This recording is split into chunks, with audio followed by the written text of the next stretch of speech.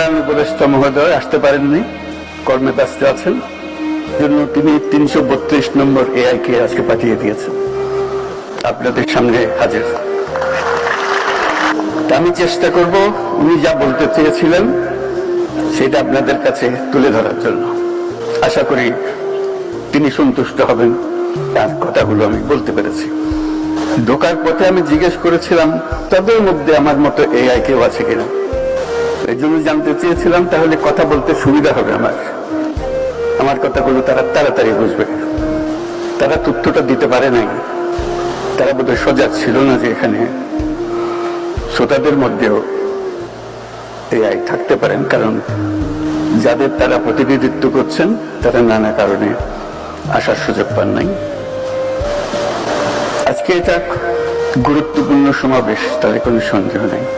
দেশের ভবিষ্যৎ নির্ভর করবে এই ধরনের সমাবেশে আমরা কি আলাপ করি, কি চিন্তা করি, ভবিষ্যতের জন্য কি স্বপ্ন দেখি, কিরকম প্রাতিষ্ঠানিক আয়োজন করি, তার উপর। আগামী বিশ্ব সম্পূর্ণ ভিন্ন ধরনের বিশ্ব। শুরুতেই এর কথা বলে একটু মনে করিয়ে দিলাম, এগুলি বাস্তব হবে। যেগুলো আমরা এখন চিন্তাও করতে পারছি না, সেগুলি সত্যি হবে, বাস্তব হবে। এবং এর গতি, পরিবর্তনের গতি থেকে দ্রুততর হচ্ছে। এটি হলো 1 নম্বর মেসেজ।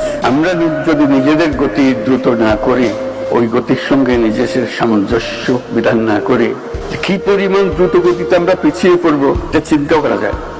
আজকে 2-4টা কথা বলে মনে হচ্ছে যে আমরা ওদের তাদের সঙ্গে সঙ্গে নেই, আমরা অনেক পেছনে। আমরা চিন্তায় পেছনে, কাজের পেছনে, নীতিতে পেছনে, সব দিক থেকে। এই জন্য যে আমরা মনোযোগ ওই পরিমাণ দিচ্ছি না, মনে করছি এটা আরেকটা জিনিস, আরেকটা খাত। অন্যান্য 10টা খাতের মধ্যে যেরকম আয়োজন, এই খাতও সেই আয়োজন।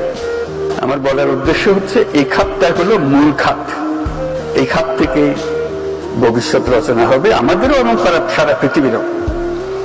আমরা কোনো দিক থেকে এটার প্রতি সজাগ নই।